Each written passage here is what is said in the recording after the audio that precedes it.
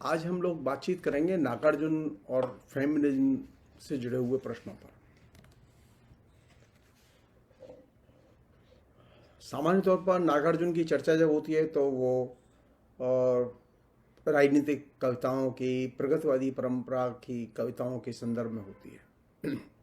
लेकिन यहाँ हम एकदम नया प्रसंग उठा रहे हैं और ये प्रसंग उनके जो स्त्री संबंधी दृष्टिकोण को लेकर है कि कविता में उनका स्त्री संबंधी दृष्टिकोण कैसे व्यक्त हुआ। आधुनिक हिंदी कविता की में स्त्रीवादी विमर्श की परंपरा बहुत पुरानी है, किंतु समीक्षा में स्त्रीवादी विमर्श अभी शिशु अवस्था में है। इसके विपरीत संस्कृत काव्यशास्त्र और संस्कृत साहित्य में स्त्री का प्रश्न केंद्रीय महत्व का प्रश्न रहा है। आधुनिक कविता में स्त्री के अस्तित्व की रक्षा का संघर्ष, अस्मिता का संघर्ष और स्त्री संस्कृति के निर्माण की कोशिशें चलती रही हैं। यह हिंदी की रचनाओं का बहुत बड़ा अंश घेरता है ये पहलू। इस तरह की कविता को स्त्रीवादी समीक्षा के मानदंडों की रोशनी में खोलने की जरूरत है। जो हमारी जो प्रचलित जो समीक्षा के मानदंड और आलोचक हैं, वो चाहे रामचंद्र शुक्ल हो, चाहे वो हजारी प्रसाद द्विवेदी हो, चाहे वो रामविलास शर्मा हो, और चाहे वो नागार्जुन हो, मुक्तिबोध हो, नामवर सिंह हो, इनके दृष्टिकोण से आप स्त्री केंद्रित कविताओं को और स्त्री के प्रश्न पर लिखी गई कविताओं को आप सही ढंग से समझ नहीं सकते। हिंदी समीक्षा में स्त्रीवादी विमर्श पर हाल में जो लेख, मतलब ये सिलसिला बहुत ही पुअर है। हमारे यहाँ जो लेख लिखे जा रहे हैं वो बहुत ही पुअर कंडीशन के हैं। उनमें एक अच्छा खासा हिस्सा तो कचड़ा है, और जो थोड़ा बहुत जो अपने को स्त्रीवादी कहते हैं उनमें पुंषवाद जो है वो कूट कूट के भरा हुआ है।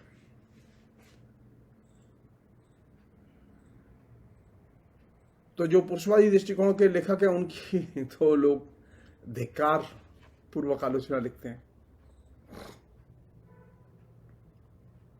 एक दृष्टिकोण ये भी संभव हुआ है, जो कि सामने आया है, कि पुरुष रचनाकारों के लिए स्त्री की संवेदना समझना संभव नहीं है। स्त्री की संवेदना तो सिर्फ स्त्री ही समझ सकती है, वही अभिव्यक्त कर सकती है। स्त्री की संवेदनाओं को अभी तक गहराई से पुरुष रचनाकारों ने महसूस ही नहीं किया।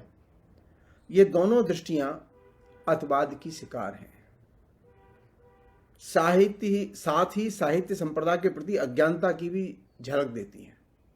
ये संभव है कोई मेल राइटर हो लेकिन उसके पास में अच्छी स्त्री संवेदना हो, और ये संभव है कोई बहुत अच्छी स्त्री लेखिका हो लेकिन उसके पास में फीमेल की बजाय मेल दृष्टिकोण हो। आधुनिक हिंदी कविता में स्त्री का संदर्भ, स्त्री की संवेदना, स्त्री के प्रश्न, स्त्री की संस्कृति और विचारधारा से जुड़े पहलुओं पर पुरुष रचनाकारों ने बेहतरीन कृतियां रची हैं। स्त्री हिंदी के पुरुष रचनाकारों के लिए अजूबा, रहस्यमय और अछूता विषय नहीं रही है, अपितु लिंग भेद की समस्या, लिंग भेद और साहित्य का अंतर संबंध, सृजन प्रक्रिया और लिंग का अंतर संबंध सृजनात्मक रूपों में बार बार व्यक्त हुआ है। जरूरत है उसे वैज्ञानिक स्त्रीवादी परिप्रेक्ष्य में देखने की। मुश्किल यह है कि हिंदी की जो आलोचना है और हिंदी के जो लेखक हैं और लेखिकाएं हैं, वे फेमिनिज्म के किसी भी स्कूल से अपने को आइडेंटिफाई नहीं करना चाहते और न जोड़ना चाहते, न सीखना चाहते। तो बिना फेमिनिज्म के आप स्त्री पर लिखी गई रचनाओं या स्त्री के द्वारा लिखी गई रचनाओं, इन दोनों का सही ढंग से मूल्यांकन नहीं कर सकते। ये मैं बहुत साफ कह रहा हूं। मैं स्त्रीवादी साहित्य सिद्धांतों के अध्ययन अध्यापन की परंपरा की शुरुआत अभी हमारे देश में ठीक से नहीं हुई है। समीक्षकों ने भी भारतीय साहित्य और हिंदी साहित्य के संदर्भ में स्त्रीवादी समीक्षा के मानदंडों का निर्माण नहीं किया है। अतः स्त्रीवादी समीक्षा को भारतीय संस्कृत प्रकृति के संदर्भ में गंभीरता से प्रयास करने होंगे। इसके बावजूद यह तथ्य दर्ज करने योग्य है कि स्त्री संबंधी जो सृजन सामने आया है, खासकर कविताएं, इधर बड़ी संख्या में आधुनिक काल में गद्य साहित्य भी स्त्रियों का लिखा हुआ सामने आया है। उनमें कहानी है, उपन्यास है, उसमें आत्मकथाएं और भी बहुत सारी चीजें। लेकिन मध्यकाल में स्त्रियों की लिखी हुई कविताएं ज्यादा थीं और वे सामने आई। इन सभी रचनाओं में स्त्री विमर्श के महत्वपूर्ण प्रश्न उठाए गए हैं। हिंदी के साहित्यकारों ने उन सभी प्रश्नों को उठाया है जो अंतर्राष्ट्रीय स्तर पर स्त्रीवादी साहित्यिक विमर्श के दौरान उठे हैं। हिंदी जगत का वैशिष्ट्य है कि स्त्री विमर्श में पुरुषों की शिरकत स्त्रियों की तुलना में ज्यादा है। यह स्थिति सृजन और समीक्षा दोनों ही क्षेत्रों में है। स्त्री की अनुभूतियों और संवेदनाओं को लेकर पुरुष रचनाकार अनेक अर्थों में लेखिकाओं से ज्यादा गंभीर और सार्थक नजरिया व्यक्त करते रहे हैं। इसके समर्थन में मैं नागार्जुन की कविताओं का स्त्रीवादी साहित्य समीक्षा के मानदंड की रोशनी में मूल्यांकन करना चाहूंगा। हिंदी के स्त्रीवादी सृजन क्षेत्र में लिंग भेद संबंधी पूर्वाग्रहों का अभाव है। यहां स्त्री और पुरुष लेखकों में लिंगाधारित घृणा बहुत कम है। इनके यहाँ स्त्री की चिंताएं सामाजिक चिंता की शक्ल में रूपायित हुई हैं। इसलिए स्त्रीवादी समीक्षा के वे सिद्धांत रचना के मूल्यांकन में ज्यादा मददगार शामिल नहीं हो सकते जो लिंग भेदी पूर्वाग्रहों से समीक्षाओं का या समीक्षा का आरंभ करते हैं। नागार्जुन कहने को तो पुरुष हैं, पर त्रिलोचन के शब्दों में कहें, कहा एक महिला ने, नागार्जुन तो कवि से नहीं जान पड़ते, आए तो जो ही आए त्यों ही घुल मिल गए। या फिर कवि नागार्जुन सर्वमंगला का ध्यानी है। ऐसा कवि नागार्जुन स्त्री के प्रश्नों पर अंध स्त्रीवादी दृष्टिकोण से संघर्ष करता नजर आता है। इस क्रम में वह उत्तराधुनिक और आधुनिकतावादी दृष्टियों में निहित स्त्रीवादी मानदंडों को अस्वीकार करता नजर आता है। यहां तक कि फ्रायड और लाका भी उसके विश्व दृष्टिकोण के सामने बौने नजर आते हैं। नागार्जुन ने फ्रांसीसी स्त्रीवादी स्त्री सिद्धांतकारों को भी खारिज किया है जो यह मानती हैं कि पुरुषवादी चिंतन ने औरतों को सामाजिक ढांचे में नकारात्मक जगह रखा है, उसे उन सब स्थानों पर रखा है जहां पुरुष को रखा नहीं जा सकता। नागार्जुन ने मेटाफिजिक्स चिंतन को भी अस्वीकार किया है जो मानता है कि पुरुष ही कानून है, पुरुष ही अर्थवान चीजों का सर्जक है। यह दरिदा की इस धारणा का खंडन है जो दर्शन से लेकर साहित्य तक ज्ञान की समस्त शाखाओं में पुरुष को आदर्शीकृत रूप में रूपायित करती है। पुरुष को संदर्भ संकेत बनाया गया है। नागार्जुन ने पुरुष संदर्भ को कभी भी सर्वव्यापी और सार्वभौम नहीं माना और न ही वे पुरुष का पुरुषत्व और उसका आदर्शीकरण करते हैं। नागार्जुन विषय की स्वायत्तता और महिमा मंडन के खिलाफ हैं। नागार्जुन के स्त्रीवादी दृष्टिकोण की यह खूबी है कि उनके यहाँ स्त्री पुरुष के बारे में तयशुदा नजरिए, कार्य क्षेत्रों, संवेदना रूपों, विषयों के वर्गीकृत रूपों का अस्वीकार व्यक्त हुआ है। नागार्जुन ने फ्रॉइड के चिंतन को भी अस्वीकार किया है जिसके अनुसार सभी किस्म की कामुक आकांक्षाएं पुरुषत्व की देन है। नागार्जुन की स्त्री केंद्रित कविताओं में यथार्थवाद और आख्यान का सचेत प्रयोग मिलता है। सृजन के जरिए वह यथार्थवाद और आख्यान की प्रासंगिकता बार बार सिद्ध करते हैं। ऐसा करके वह उन समीक्षकों की तीखी आलोचना लिख रहे होते हैं जो यथार्थवाद के अंत और आख्यान के अंत यानी ग्रैंड नरेटिव के अंत का पारायण करते रहे हैं।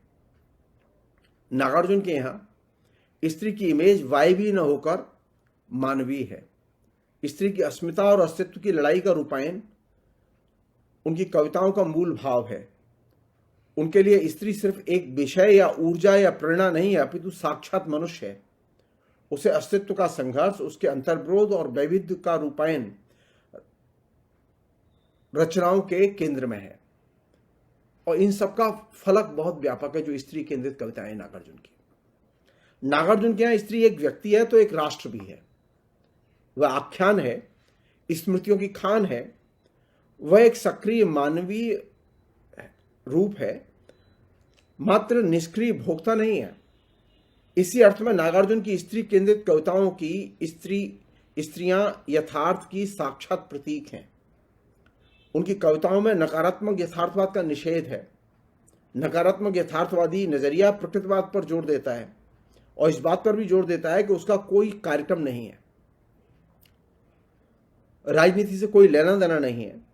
इसके विपरीत उनके यहाँ यथार्थवादी दृष्टिकोण की काव्यात्मक हिमायत मिलती है। इनमें प्रभुत्वशाली वर्गों के प्रति रोते, कलपते, चिल्लाने, गालियां देने या निराशा व्यक्त करने के बजाय चुनौती का भावबोध प्रबल रूप में अभिव्यक्त हुआ है। नागार्जुन ने कविता में विकासशील परिघटना के रूप में यथार्थवाद को स्वीकृति प्रदान की।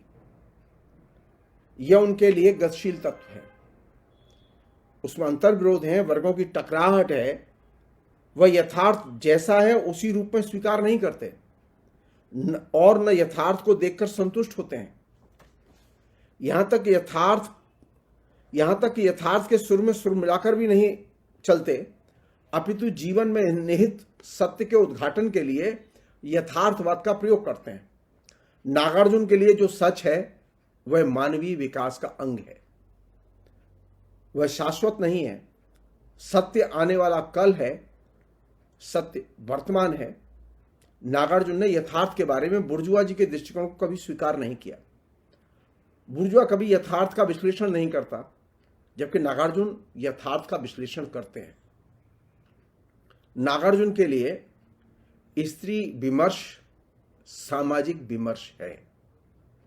इस विमर्श को देखना हो तो उनकी 3 महत्वपूर्ण कविताएं, भिक्षुणी जो 1946 में लिखी गई, पाषाणी जो 1947 में लिखी गई और चंदना जो 1951 में लिखी गई, ये तीनों लंबी कविताएं हैं जिन्हें आप देख सकते हैं।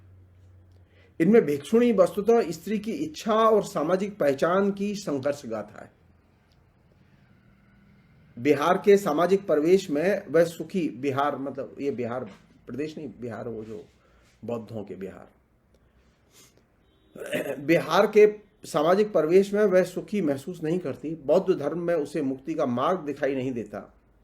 बिहार का जीवन बंधन का जीवन लगता है। कवि कहता है, तुम्हारा वह मध्य मार्ग समझने का यत्न किया, महायान हीनयान सभी मैं जान गई, किंतु न जान सकी मानव का मानवी का सहज यान क्या है, जीवन की यह ग्रंथि मैं सुलझा न सकी।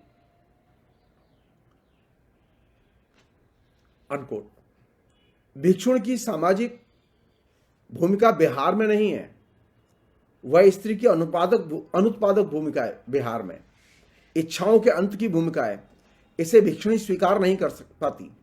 भिक्षुणी की जगह वह एक स्त्री का सपना देखती है, एक गृहिणी, एक मां की भूमिका का सपना देखती है। भिक्षुणी के रूप में वह कहती है, मूठ ही होगा जो न हंसे मुझ पर। भिक्षुणी जवान है और सुंदर है। यहां स्त्री की इच्छा और अनुभूति की अभिव्यक्ति बहुत ही प्रबल रूप में होती है। भिक्षुणी वस्तुतः एक खास तरह की जीवन शैली और जीवन दृष्टि को त्याग कर सामाजिक जीवन में लौटने की कविता है। यह वस्तुतः एक सपना है। इसी तरह पाषाणी जो 1900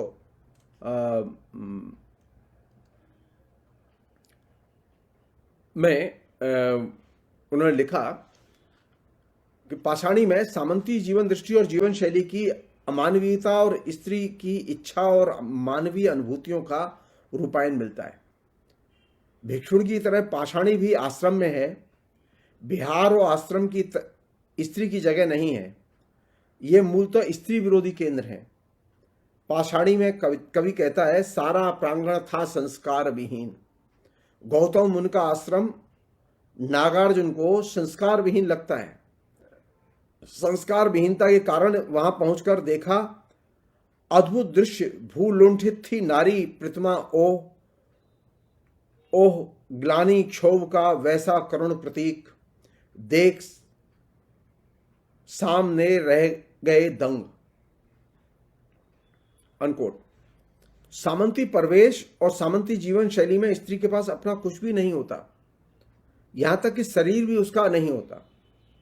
वह भी किसी और के स्वामित्व में होता है। यह ऐसा प्रवेश है जहां स्त्री के ऊपर अनेक प्रतिबंध होते हैं। प्रतिबंधों के कारण वह जीवन शून्य पाषाणी हो जाती है। जरा जरा सी इच्छाओं के लिए उसे लांछित होना पड़ता है। ऐसी ही लांछित एवं शापग्रस्त स्त्री है पाषाणी। नागार्जुन ने सामंती प्रवेश का निषेध करते हुए एक नए प्रवेश की परिकल्पना पेश की है इस कविता में। इसके लिए राम के मिथ का उन्होंने प्रयोग किया है। राम मिथ भी है, मनुष्य भी है। सामंत है तो सामंत विरोधी भी है। राम जब गौतम मुनि के आश्रम आते हैं तो वहां पहुंचकर पाषाणी के समूचे शरीर का स्पर्श करते हैं और पाषाणी जीवंत हो उठती है। राम के स्पर्श का वर्णन करते हुए कवि ने लिखा है, कोट, सिर से लेकर तलवे तक प्रत्यंग लगे फेरने मनोयोग से हाथ, या तो धान की लीलासी वह देह, हाड़ों की शीलीभूत संसार, हिला और डोला जब पहली बार दास रथी को हो गया रोमांच, खुली पलक टिमटिमा उठी फिर दृष्ट, हुए दीप्त सहसा गहरे दृक्कूप, अधरों पर था स्पंदन का आभास, पुनः कराया कर पल्लव संस्पर्श, फिर चमकी आंखें फिर फड़के ओठ। अनकोट। राम के स्पर्श से पाषाणी में जीवन का संचार होता है। वहीं दूसरी ओर पाषाणी भी राम के प्रेम में डूब जाती है। राम स्पर्श में प्यार की ऐसी प्रगाढ़ आनंदानुभूति प्राप्त करती है और राम से प्रश्न करती है कि वह उसे भूल तो नहीं जाएंगे। जवाब में राम कहते हैं कि जीवन भर वह तुम्हें रखेगा याद। कविता के कथानक में पाषाणी और राम के बीच का संवाद बेहद महत्वपूर्ण है। इसमें जहां एक और नए दृष्टिकोण की तरफ ध्यान खींचा गया है, वहीं दूसरी ओर सामंती प्रवेश और व्यवस्था में स्त्री की दशा का एक अन्य पहलू भी उजागर हुआ है। सामंती प्रवेश का स्वरूप खींचते हुए अहल्या कहती है, अंतःपुर में षोडशियों के मध्य बिता सकोगे तुम भी फिर दिन रात, शरद शिशिर मधु ग्रीष्म और बरसात, नहीं अहल्या याद रहेगी तात। इसके जवाब में राम ने कहा, कभी न मेरे अंतःपुर के मध्य होगा षोडशियों का जमघट व्यर्थ, नहीं करूंगा सपने में भी अंब क्रयकृत दासी का भी अपमान। राम ने अहल्या को एक पत्नी व्रता रहने का भी वचन दिया। इसकी प्रतिक्रिया स्वरूप मुनि पत्नी ने लिया राम को खींच, किया शक्ति भर कस कस कर आश्लेष, रही लगाए छाती से कुछ देर। पाषाणी में राम और अहल्या की क्रिया और प्रतिक्रिया मानवीय है। एक दूसरे के बीच का आकर्षण मानवीय है। समूची कविता स्त्री की अनुभूति और इच्छा की अभिव्यक्ति है। सामंती बंधनों के निषेध और नए के आगमन की कविता है। यह अधिकारहीन स्त्री की इच्छा और अनुभूति की संघर्ष गाथा है। सामंतवाद की केंद्रीय विशेषता है स्त्री को अधिकारहीन बनाना। इस अधिकारहीन अवस्था के खिलाफ पुरुष स्पर्श के माध्यम से चुनौती दी गई है। इसमें प्रतीकात्मक व्यंजना यही है कि स्त्री का संघर्ष अकेले का संघर्ष नहीं है, अपितु पुरुष का सहयोग जरूरी है। स्त्रीवादी दृष्टिकोण को व्यक्त करने वाली तीसरी लंबी कविता है चंदना। इस कविता को सबसे श्रेष्ठ स्त्री कविता भी कह सकते हैं। इस कविता में विहार और आश्रम की तरह घर है जो स्त्री की कैदगाह है। कविता पढ़ते समय लगता है कि कौशाम्बी में नहीं अपितु भारत में भ्रमण कर रहे हैं। कौशाम्बी में स्त्री का जीवन, स्त्री का प्रवेश अमानवीय और बर्बर है। इस प्रवेश की बर्बरता एक खास तरह की नैतिकता पर टिकी है। इसी तरह गौतम मुनि के आश्रम में स्त्री के खिलाफ बर्बरता का जो प्रवेश था उसका रूपायन है। भिक्षुणी में विहार का प्रवेश स्त्री पहचान का विरोधी है, अमानवीय है। घर, विहार और आश्रम एक खास तरह की नैतिकता के प्रतीक रहे हैं। कविता में भी ये नैतिकता के प्रतीक के रूप में ही सामने आते हैं।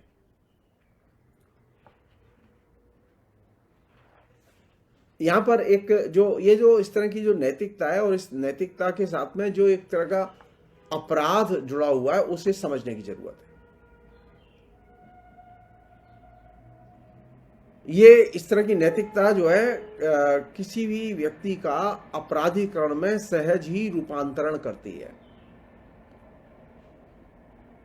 और इस रूपांतरण को यानी चंदना कविता में नागार्जुन ने बहुत ही सुंदर ढंग से चित्रित किया है। चंदना के मर्म में प्रवेश करें और देखें कविता कैसे पढ़ी जाए। सैनिकों में कौशाम्बी की जीत की खुशी है, उनमें लूटपाट करने का निर्णय होता है। विजयी कहता है, लूट कर ले चलें जो जिसके हाथ लगे, खाली क्यों लौटेंगे होकर हम विजयी। ऊंट सैनिकों को दो स्त्रियां हाथ लगाती हैं। इस पर सैनिक कहता है कि कुमारी को बेच दूंगा, रानी को रख लूंगा। सैनिक की इस मंशा को सुनकर रानी आत्महत्या कर लेती है, जबकि कुमारी बसुमती को। बने रहिए, परिचर्चा अभी जारी है। वीडियो को लाइक और शेयर कर दीजिए और चैनल को सब्सक्राइब कर लीजिए। आइए आगे सुनते हैं इस परिचर्चा। बाजार में बेच देता है, उसे सेठ धनवाह खरीदता है। राजा के सैनिक का सेठ के हाथों स्त्री का बेचना मूलतः स्त्री की कृतदासी की अवस्था का एक व्यवस्था से दूसरी अवस्था में रूपांतरण है। सेठ धनवाह कुमारी बसुमती को अपने घर में ले आता है, उसका अच्छी तरह पालन पोषण करता है। वह युवावस्था में पहुंचकर शत शत दृगों का बन गई केंद्र बिंदु, कमल की कलिका। एक दिन दोपहर की गर्मी में सेठ घर लौटता है और घर पर कोई नहीं था। ऐसे में चंदना सेठ को पानी देकर हाथ पर धुलवाती है। इसी बिंदु पर सेठानी और चंदना के बीच का अंतर विरोध चरम पर पहुंच जाता है। इस कविता में सेठानी अतीत का प्रतीक है। यह ऐसा माहौल, ऐसा अतीत है जो वर्तमान तक चला आता है। इस अतीत और नवोदित नए के बीच सीधी टकराहट है। सेठानी पूर्वाग्रहों से ग्रस्त है तो चंदना पूर्वाग्रहों से मुक्त है। सेठ के घर पर आगमन और चंदना के पैर धुलवाने की घटना का वर्णन करते हुए नागार्जुन ने लिखा है, कोट, चंदना ने देखा कोई भी नहीं है, कौन लाए पानी, धुलवाए पैर कौन, आप यूं खड़े रहें कब तक आंगन में। सोने की झारी लिए स्वयं ही बढ़ आई, लग गई गृहपति के चरण कमल धोने। उस समय उसका मुक्त था कुंतल, सेठ को दया हुई भ्रमर सदृश घुंघराले बाल से। कीचड़ में पड़कर होंगे खराब क्यों, उठाकर अपने ही हाथ से जूड़े की शक्ल में बांध दिया उसने। और इसे सेठानी ने देख लिया खिड़की से। यह सब।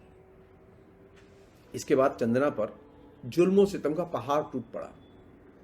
उसके सिर के बाल कटवा दिए गए, उसे मारा पीटा गया, तहखाने बंद कर दिया गया। वहां वह 3 दिन तक बंद रही। प्रश्न किया जा सकता है कि चंदना का अपराध क्या था? तो पता चलेगा चंदना का अपराध था कि उसने मालिक के पैर धुलवाए और मालिक ने उसके केस बांध दिए, यानी कि नैतिकता के तयशुदा कोड का उल्लंघन किया। ये जो एक प्रसिद्ध जर्मन मार्क्सवादी है कार्ल क्रॉस ने मोरालिटी एंड क्रिमिनलिटी शीर्षक से एक बहुत ही महत्वपूर्ण पुस्तक लिखी है। उसमें इस पहलू को उन्होंने थ्योराइज किया है कि किस तरह से नैतिकता अपराधीकरण की तरफ ठेलती है। और इसी क्रम में उन्होंने कहा है कि नैतिकता अपराध की जननी है। नैतिकता के गर्भ से हिंसाचार जन्म लेता है। नागार्जुन ने सामंती नैतिकता में निहित हिंसा को सेठानी के माध्यम से बखूबी निर्मित किया। साथ ही समग्रता में अपमानजनक प्रवेश का भी रूपायन किया, जिसमें सहिष्णुता का वास मूलतः सामाजिक हितों का अनुगमन करना सिखाता है। 3 दिन सेठ धनवाह ने चंदना के बारे में घर में पूछताछ की कि वह कहाँ गई, तो कोई भी उसे जवाब नहीं देता था। अंत में परेशान होकर वह धमकी देता है कि जला दूंगा घर यदि मिली नहीं चंदना। जान दे दूंगा यदि नहीं मिली चंदना। अंत में चौथे दिन एक बूढ़ी नौकरानी सेठ धनबाहा को बता देती है कि चंदना कहाँ है। सेठ उसे तलघर से निकालता है। सेठानी सेठ और चंदना के बीच का अंतर्विरोध प्रतीकात्मक ढंग से कई महत्वपूर्ण अर्थों को व्यंजित करता है। स्त्री का अतीत सेठ के घर में कैद है, तो वहीं दूसरी ओर स्त्री का नया रूप भी उसी के यहां मौजूद है। सेठ का स्त्री के अतीत रूप के प्रति घृणा, गुस्सा या आलोचना कुछ भी दिखाई नहीं देता। सेठानी ऐसा अतीत है जो आज भी जिंदा है और स्त्री के लिए अनुपयुक्त है। इसे अभी तक खत्म नहीं किया जा सका है। वह समाज से अभी तक चिपका हुआ है और स्त्री के भविष्य का गला घोंटने का प्रयत्न कर रहा है, यानी मुर्दा जिंदा को पकड़े हुए है।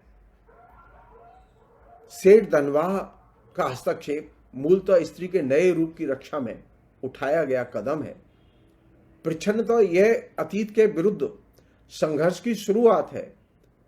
वह जब तलघर से चंदना को निकालता है तो पाता है कि पैर थे निगड़ में, बेड़ियों में हाथ थे, मुंडित था मस्तक, वक्ष स्थल नग्न था, दृढ़ दोनों रो रो कर आए थे सूझ, कुमारी बसुमती का बहुत बुरा हाल था। सेठ यह सब देखकर कहता है कि यह घर तेरे लिए अभिशाप है। गौर करें, बिहार, आश्रम और अब घर, ये तीनों ही स्त्री के लिए अभिशाप हैं, बंधन के केंद्र हैं। घर को अभिशाप कहने के पीछे नागार्जुन उस बुर्जुआ धारणा का भी खंडन करते हैं जो ये मानती है कि मेरा घर ही मेरा स्वर्ग है। और ये जो है मेरा घर ही मेरा स्वर्ग है, ये बड़े पैमाने पर स्त्रियों में भी है और पुरुषों में भी। वे स्त्री की प्राइवेसी को आलोचनात्मक ढंग से उद्घाटित करते हैं। उनके यहां न तो कुछ प्राइवेट है और न ही पवित्र है, सब कुछ स्पर्श योग उद्घाटन के लिए है। नागार्जुन मूल तो विचारधारा के कवि हैं। घर, विहार और आश्रम में स्त्री की स्थिति का विचारधारात्मक रूप उद्घाटित करते हैं। सामंती विचारधारा से टकराते हैं, सामंती विचारधारा के चेतना रूपों से टकराते हैं, उसकी आलोचना करते हैं, उसे ध्वस्त करते हैं, सचेत रूप से स्वतंत्रता को विकल्प के रूप में प्रस्तुत नहीं करते। ये बहुत बड़ी वीकनेस है। इन तीनों ही लंबी कविताओं में व्यवस्था के नियमों को नागार्जुन चुनौती देते हैं। नियमों को चुनौती देते समय स्त्री की आत्मज्ञानानुभूति को तरजीह देते हैं। व्यवस्था की अतार्किकता और अन्याय का रूपायन करते हैं। व्यवस्था की नैतिकता पर हमला करते हैं। व्यवस्था के द्वारा स्त्री के प्रति व्यक्त खोखली समानता का उद्घाटन करते हैं। नागार्जुन के लिए स्त्री स्वतंत्रता का अर्थ समग्र स्वतंत्रता है। किसी क्षेत्र विशेष में स्त्री स्वतंत्रता की हिमायत वे नहीं करते। चंदना को जब सेठ धनबाह सब कुछ की अधिस्वामिनी बनाना चाहता है तो चंदना उसके प्रस्ताव को ठुकरा देती है। सेठ के प्रस्ताव को ठुकराने का अर्थ है सेठ की व्यवस्था को भी ठुकराना। चंदना को गौर से पढ़ें तो लगेगा कि किसी जीवंत स्त्री की दशा पढ़ रहे हैं। वह छायावादी स्त्री से एकदम भिन्न है। छायावादी स्त्री आधी कामना थी, आधी मानवी, जबकि चंदना पूरी तरह मानवी है। उसके बाद जीवन का स्पष्ट दृष्टिकोण है। सेठानी जब चंदना को दंडित करती है, कैद करती है, तो वह अपने जीवन के वास्तविक अंतर्विरोध और तनाव से गुजर रही होती है। जवान दासी के प्रति आम सामंती रवैया काम तृप्ति का रहा है। वह मूलतः मालिक और गुलाम के बीच घटित कार व्यापार के रूप में चंदना एवं सेठ के बीच घटित घटना को देखती है। सेठानी सोचती है कि सेठ जब चंदना के प्रति आसक्त हो सकता है, वह स्वयं सामंती चेतना की शिकार हो जाती है, स्वयं भी सामंती दृष्टि से देखने लगती है, अपने को असुरक्षित महसूस करती है। सामंती व्यवस्था में जागीरदार या सामंत अपने घर की सुंदर स्त्री को देवी समझता है, उसकी प्रत्येक गतिविधि का आदर्शीकरण करता है, साथ ही अपनी वासना को दासियों से शांत करता है। इसी डर से सेठानी ने चंदना से बर्बर व्यवहार किया। कविता के अंत में चंदना ने विशाल धन जन की अधिस्वामिनी बनने की बजाय महावीर धर्म वर्धमान की शरण में जाना पसंद किया। तीर्थंकर की शरण में जाने की प्रक्रिया, मंशा और मूल्य चेतना का विश्लेषण करें तो पाएंगे कि तीर्थंकर की शरण में जाने का अर्थ है हिंदू शास्त्रों की विरोधी धर्म परंपरा या धर्म की शरण में जाना। तीर्थंकर का नजरिया सभी जीवों की मुक्ति की कामना करता है, मुक्त जीव को देवता मानता है, मनुष्य को ईश्वर के रूप में देखता है। नागार्जुन ने व्यवस्था, वैभव और वर्चस्व के विरोध के रूप में तीर्थंकर को रचा है। अतः तीर्थंकर से जुड़ने का अर्थ है प्रतिरोध से जुड़ना। महावीर वर्धमान के दृष्टिकोण को देखें तो पाएंगे कि एक दिन महावीर ने प्रतिज्ञा की कि दीनहीन, उपेक्षित, दुर्गत, पद जलित, अश्रुमुख कृत दासी के हाथ से भिक्षा मिलेगी तब ही खाऊंगा। वे 3 दिन से भटक रहे थे। उधर 3 दिन से भूखी प्यासी चंदना कैद थी। चौथे दिन जब सेठ धनबा उसे तलघर से बाहर निकालते हैं और उसे खाने के लिए कुल्थी के दाने देते हैं तथा लोहार को लेने चले जाते हैं, इसी बीच में तीर्थंकर भिक्षाटन करते करते उसके सामने आ खड़े होते हैं। चंदना भूख के मारे कुल्थी के दाने खा नहीं पाती। चंदना में लेखक ने लिखा है कि इतने में दीख पड़े महावीर।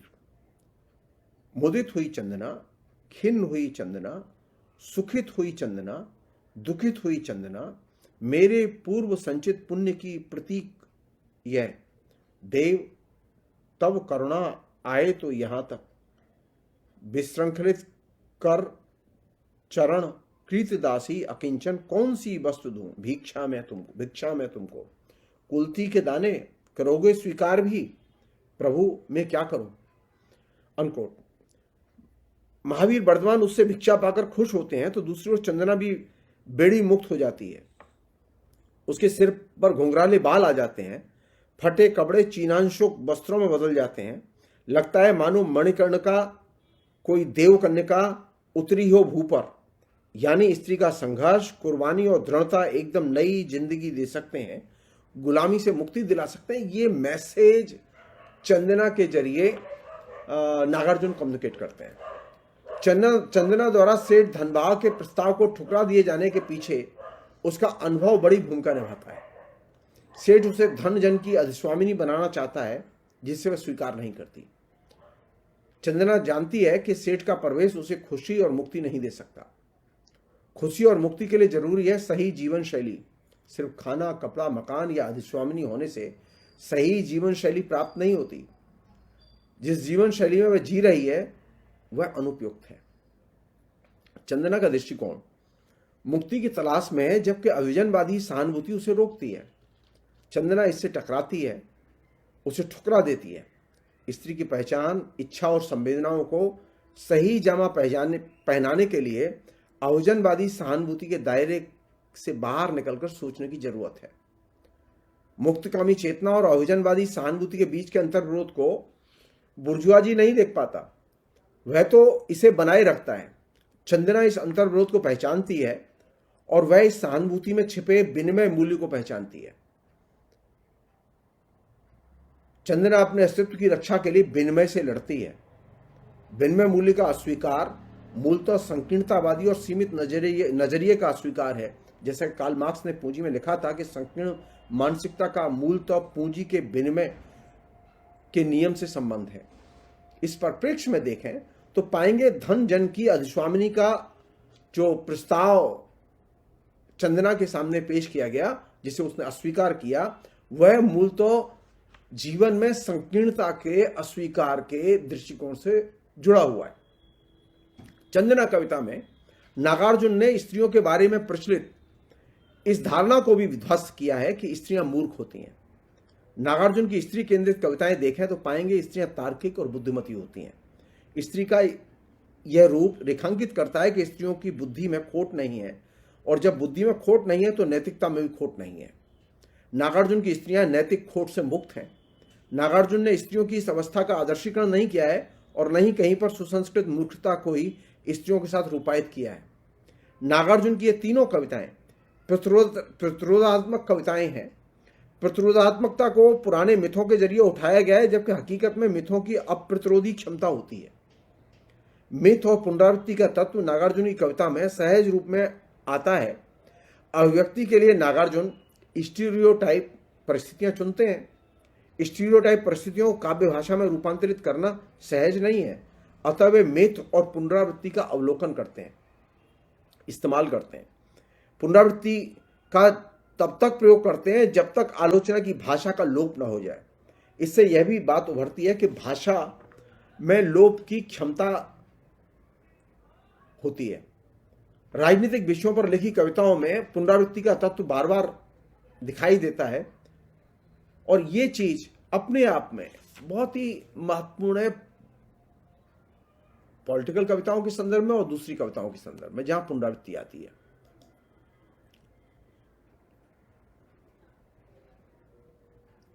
पुनरावृत्ति इसलिए होती है क्योंकि नए का उदय हो रहा होता है।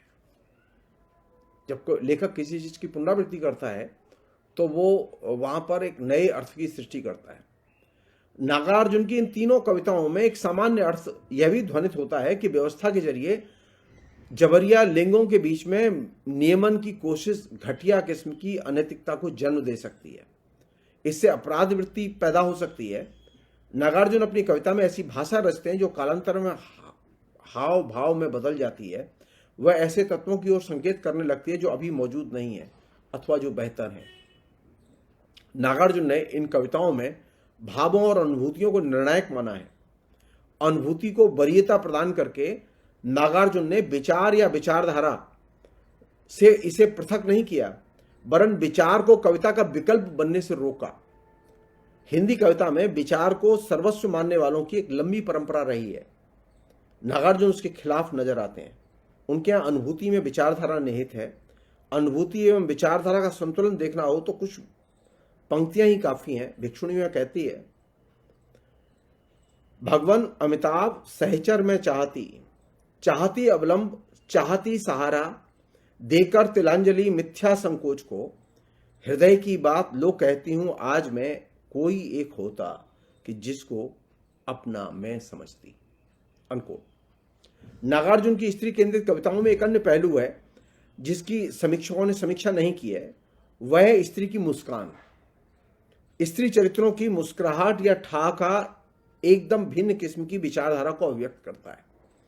मसलन कदम कदम पर मुस्काती है, बात बात पर हंस देती है, अथवा जब वह छत फाड़ ठहाका लगाती है तो कवि कहता है क्या अजीब नेचर पाया है, या तुम्हारी यह दंतुरित मुस्कान मृतक में भी डाल देगी जान।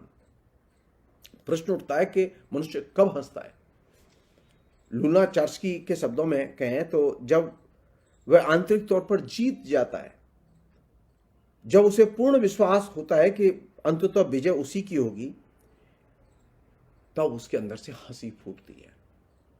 इस दृष्टि से देखें तो स्त्री की मुस्कान में सामाजिक एवं आंतरिक जगत से भिन्न रिश्ता उभरता हुआ नजर आता है। मुस्कान के पीछे एक व्यंजना यह भी है कि शत्रु शक्तिशाली है और उसके खिलाफ कठिन संघर्ष है। स्त्री के जीवन एवं यथार्थ में मौजूद अंतराल को तोड़ने में मुस्कान से बल मिलता है। स्त्री को सामाजिक यथार्थ के करीब लाने में मदद मिलती है। यहाँ स्मृति और अनुभूति की भूमिका न्यूनतम है। स्त्री की मुस्कान वस्तुतः पुरुष वर्चस्व एवं निषेधों का निषेध है। फिलहाल इतना ही रखें हम लोग। आशा है ये कार्यक्रम आपको पसंद आया होगा। इस वीडियो को ज़्यादा से ज़्यादा शेयर करें, लाइक करें और कमेंट करके बताएं आपकी राय क्या है। और अगर आपने हमारा यूट्यूब चैनल अभी तक सब्सक्राइब नहीं किया है तो तुरंत इसको सब्सक्राइब कर लीजिए और बेल आइकन भी दबा दीजिएगा ताकि अगली जब वीडियो अपलोड हो तो आपके पास इसका नोटिफिकेशन पहुंच सके। और अगर आपने हमारा फेसबुक पेज फॉलो नहीं किया है, फेसबुक पेज को भी फॉलो करें। धन्यवाद।